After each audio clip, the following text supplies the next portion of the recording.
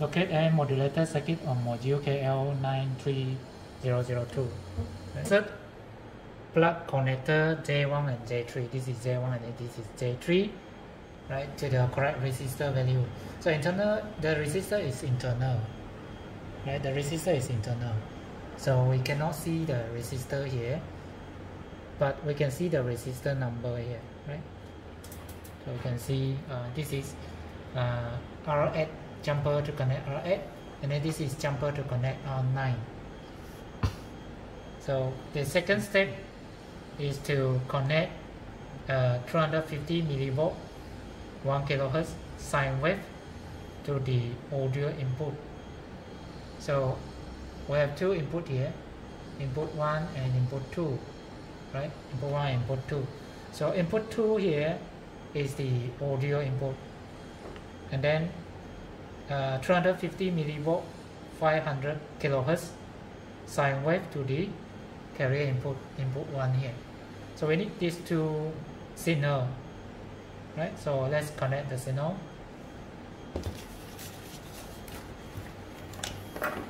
So before we can connect, we need to power up the module, right? Power up the module. The power of the module is given by the connector here. Right. This connector will power up the air modulator module here. We'll connect this, and then the module has the power of 12, ground, negative 12, and negative 5 volt. Right. So these are the power available on the module. Right. And we also need to turn on the power of the whole system, right? And let's test this. Power is on, right? You have the power here, and we will need to measure the signal coming out from this audio here to get 250 millivolt amplitude.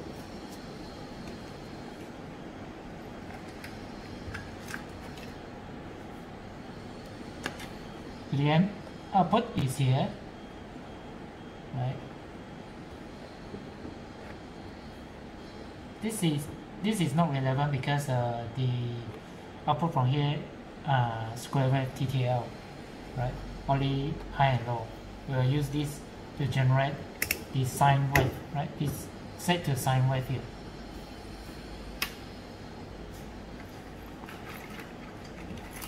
I'm going to use black color for the ground here, and then this will be connected to channel 1 of the oscilloscope to see the signal, right? We want to measure to get correct voltage.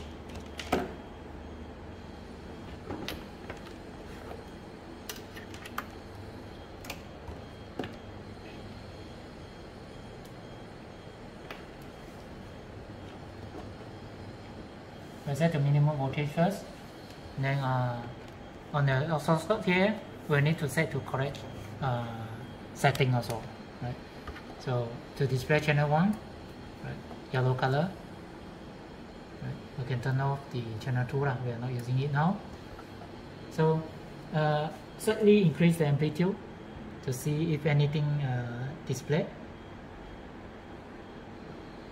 Right. So the frequency mentioned is 1 kilohertz. You can set this to 1 kilohertz. Right. Then we will adjust the scale here.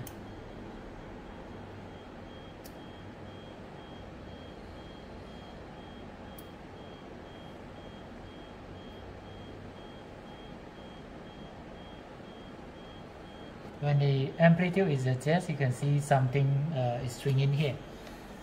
However, we cannot see the whole shape of the signal yet because the time axis is not properly set. I will adjust the time axis so that I can see a few cycles of the signal, right? And then we also can set the trigger to make the display static, right? Trigger. So we will be triggering channel 1 because our signal is on channel 1 here, right? So I'll set to channel 1. So channel 1 here. And then set the trigger level. So adjust the trigger level. Where is it? Yeah. So it will be static now. Right? It won't shift left and right. So this is a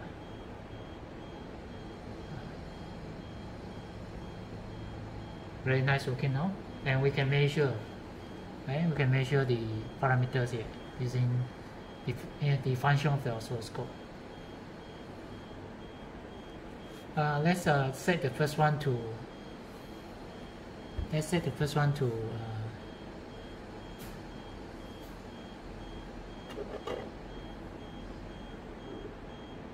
Channel 1, and then the measure parameter to be VM. Let's see, right? Amplitude. Right? We want to measure the amplitude, so I adjust that to amplitude. Right? Adjust to amplitude, and then we set it. Okay. So it will display the amplitude here. So right now it's like around 900 plus millivolt. So what we want here is 250 millivolt. So we make it smaller. So it's around 200 something already. Yeah. So I think this is good. This is good enough. Right. So we can adjust the scale also, right? To zoom in. Right. So this is the audio signal, right? 1 kilohertz, 250 millivolt that we are going to use. So we check the frequency, whether the frequency is correct or not now. The frequency is not correct. The display frequency here for channel 1 is 30 hertz. So we are going to increase that to 1 kilohertz. Right. It's too small to see now. You can adjust the time axis, right? Now this is around 1 kilohertz now. Okay, it is around 1 kilohertz.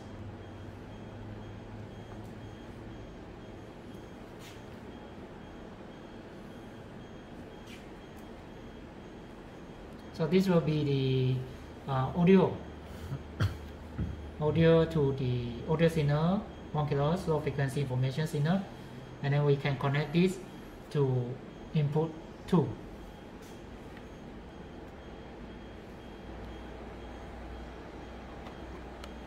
Okay, and then we will need to get a second signal of 500 kilohertz. But for 500 kilohertz, we cannot generate from the audio generator here. We need to generate it from function generator. This one, the function generator here.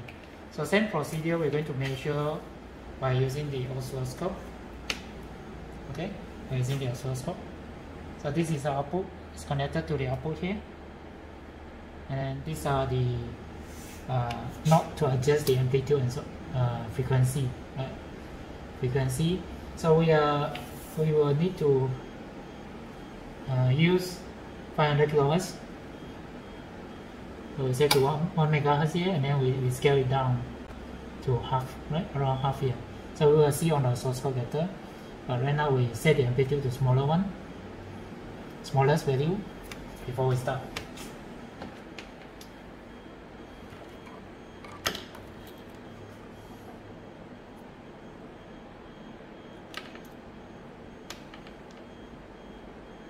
Connect the ground together.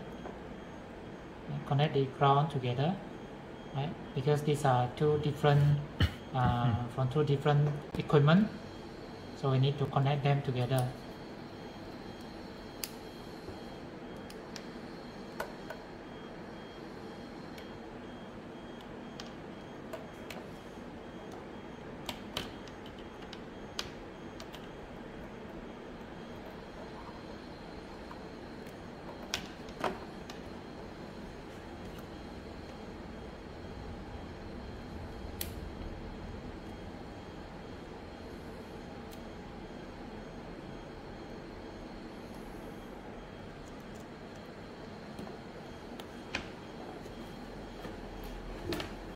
I need to power on the function generator.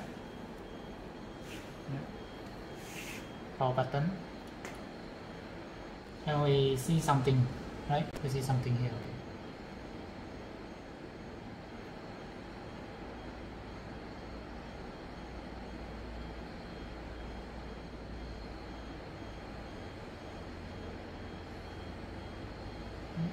Very smaller.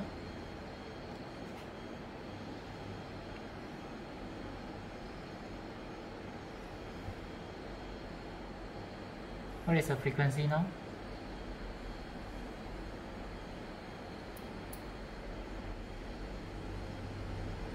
Time axis, and then this is the amplitude scaling. Frequency is around 500 Hz already, 500 kilohertz, right?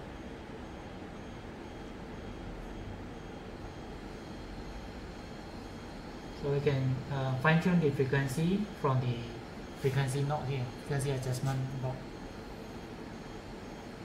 and then the amplitude is very small now, around 52 only, 54 only. The amplitude is 40, 40. So we increase. Right. For we increase, we also need to adjust the scale, right, so that it can be displayed properly. So we want 350 or so.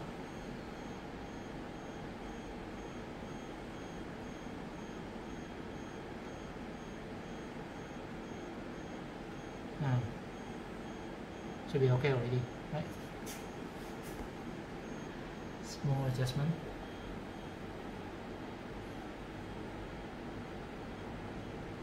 Should be okay, right? So we connect to channel input 1. To use the blue color for this channel input 1 here. This is a carrier input, right? Carrier input we use blue color, and actually we can see on the oscilloscope the carrier frequency is 500K and the amplitude is 250 millivolt. So, okay, so if we want to continue see the signal, we can just connect again the oscilloscope. Right, so next we are going to do what? Let's refer to the left sheet. So we will observe the output waveform on the oscilloscope. So we will going to use another channel for this, channel 2, to see the output waveform. So they all need to be connected to the same ground here. Connect ground for the second channel, and then I will connect the output. Pull the output out.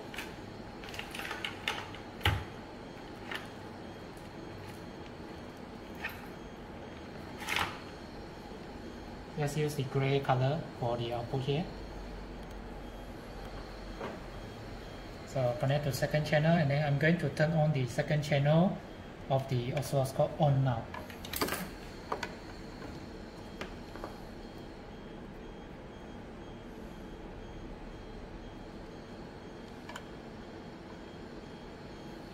Okay, second channel turn on.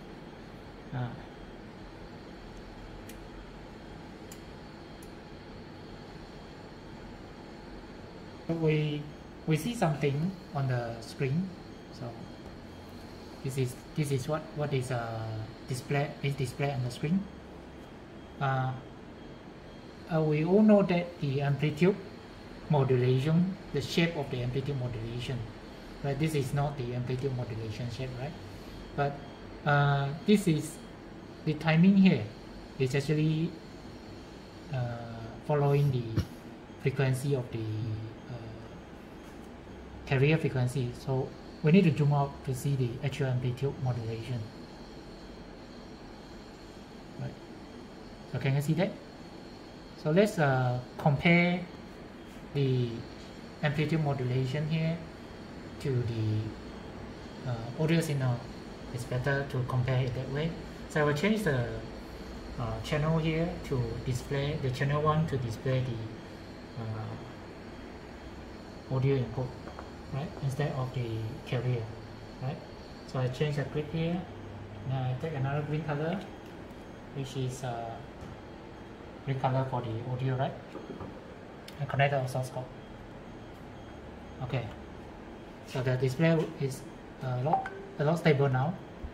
I can see the this is the information frequency signal, and then the blue color is the amplitude modulation output, right?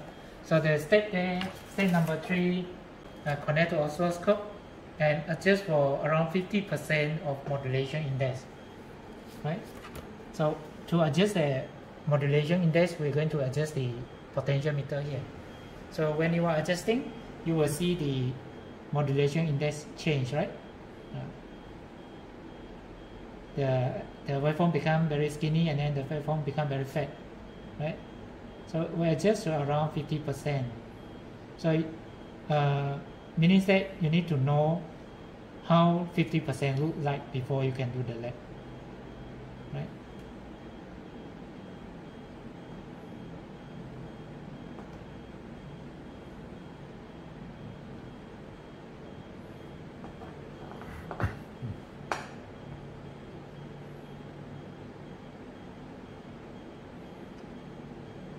Okay, so 50% should be somewhere around here, right?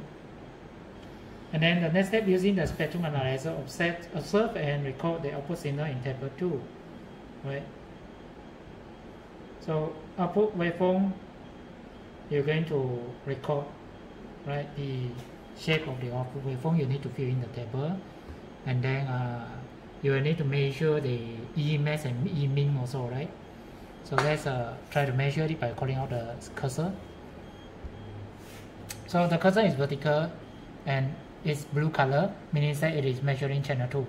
So we are trying to measure channel 2, the output, but we want to measure the amplitude. We need to use the S cursor, right, instead of Y cursor. So we change to change between the S and Y, right? Y cursor, sorry, Y along the Y here, right? We want to measure the value of Y, right? So we can adjust the cursor to follow the curve of the amplitude modulation, right? And then the second cursor down here, then you got the reading, right? Y1, Y2 is around 380 millivolt, right? The peak to peak here, 380 millivolt. Right. So next is to measure the value to value here. So I just said, and then the top one. So we can see it is around 164 millivolt. So you can calculate the modulation index from the value here, right? I readjust the M, the modulation index, so that the value is nearer to 50%. So as you can see now, I will remeasure the peak to peak and value to value. Right, this is the peak to peak, cursor 2.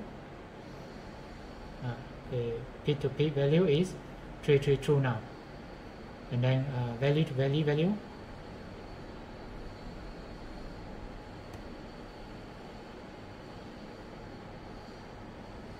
118. So you can calculate the modulation index of this signal here, and then it should be very close to 50%, right? Okay. 3. I'm going to show you the frequency spectrum by using the math function, the oscilloscope here, the math function. So when you turn it on, right? When you turn it on, I'm setting this to fast Fourier transform, FFT, right? There are some other ways, but we're going to use FFT, right? Other functions here. FFT here to do the Fourier transform to get a spectrum. So the source is channel 2, the blue color, AM, right? AM modulation signal, and then So these are the window setting, right? Should be no problem here. And then I'm going to zoom in to get to one cycle of the AM here. Should be changing the time, right? To around one cycle, right? So you can see some frequency spike around the. This is the carrier frequency spike, and then some other side bands here. So you just need to draw the spike, three spike, the main frequency, carrier frequency, and then upper sideband and lower sideband. So next we will do for audio amplitude of 200 and 150 millivolt. So let's try 200 millivolt first. So for audio amplitude of 200 millivolt, we will need to adjust the audio signal here. Right. So let's bring this channel 1 to the front, and then off this channel 2 first, right?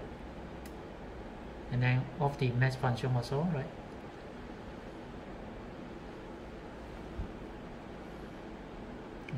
So to measure, and then this was the input signal just now, which is around 250 volt, right? And then now we are going to adjust the amplitude to around 200 volt. So we decrease the amplitude, right? So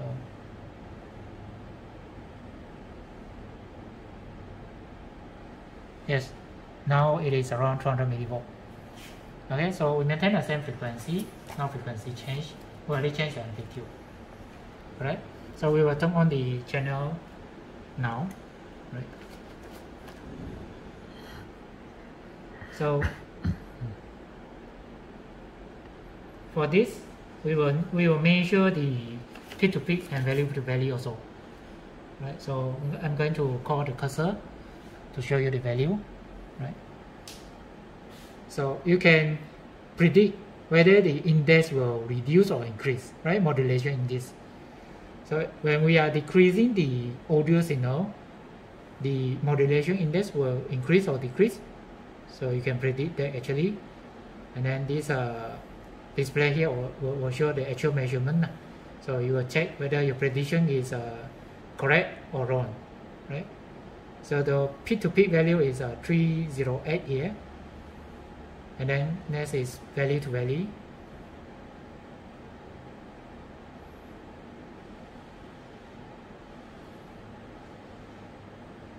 Okay, so it's around 138. So you can perform your calculation 140. You can perform your calculation for modulation index. And then next, the last one in the table is 150 millivolt. Okay, 150 millivolt. So I will adjust the audio input again. So I turn off channel 2, leaving this channel 1, measure.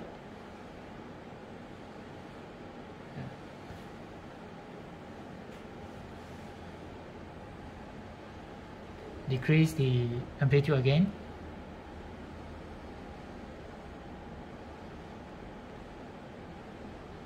So I think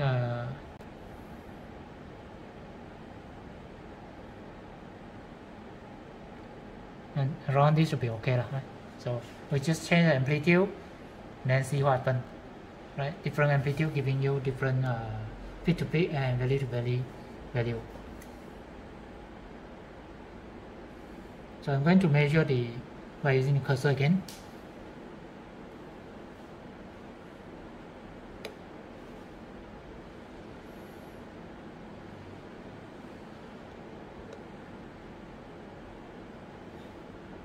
Peak to peak value is around 288 here, and then value to value.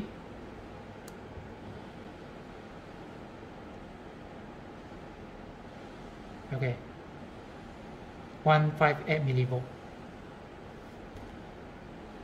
Okay.